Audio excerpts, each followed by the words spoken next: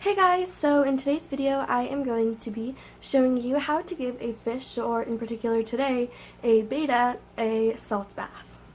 So first of all, I'd like to talk about the salt that you must have. You must have Epsom salt. You can't have salt that will make your aquarium a saltwater aquarium, and you cannot have aquarium salt, which looks like this. You must have Epsom salt. You can get Epsom salt at a pharmacy. Sometimes they might have it in the health section of your supermarket. I personally got this bag of Epsom salt for $6 at on Amazon, and this will last me a long time, so I recommend buying some Epsom salt. So let's just get right on into it. You will need a container or small tank of room temperature or cold water, depending on the fish. This is a betta, so I'm doing room temperature water. You will also need some water conditioner. I'm using Stress Coat by API. This will be to dechlorinate the water.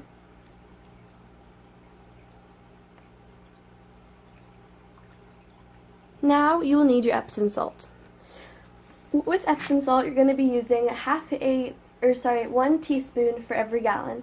This is a very small container. It's probably less than half a gallon, so I'm only going to be using 1/4 of a teaspoon.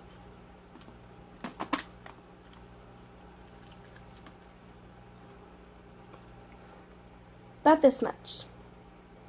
I'm going to add a little bit more.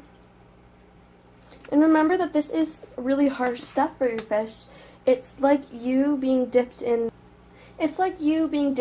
a product called Icy Hot. It's a pain reliever, and it makes your pain in that area feel really cold, and then it gets hot, which then kind of relieves the pain.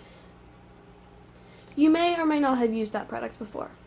Now I'm going to get my betta, and this is my sick or injured betta. This is Blue. He is my 4.5-year-old male Super Delta betta, and he has dropsy. And as you can see, he also is biting his fins. He probably has about a week left with us, and I just would like him to get better, so his final days don't have to be as harsh. You're going to let your betta acclimate until the salt is completely dissolved. It needs to be dissolved, or else it could seriously harm your fish. Okay, so the salt in his bath has now dissolved, and now I can add Blue in. So you just want to gently put them in.